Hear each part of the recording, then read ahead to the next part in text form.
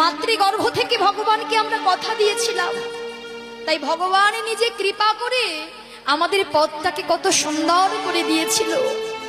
কিন্তু সুন্দর পথে এসে সুন্দর দেহ পেয়ে, কৃষ্ণ ভজনের দেহ পেয়ে কখনো আমরা কৃষ্ণ ভজন করি না। হরি বল হরি বল। কিন্তু শাস্ত্র বলে সময় যদি চলে যায়, শিশুকালে ভজে কৃষ্ণ, ভজে কৃষ্ণ, কৃষ্ণ পাবার আসে, কৃষ্ণ পাবার আসে, যৌবনকালে ভজে কৃষ্ণ, কৃষ্ণ আসে কিনা আসে, বৃদ্ধাকালে ভজে কৃষ্ণ, ওই জমের শুধু জমে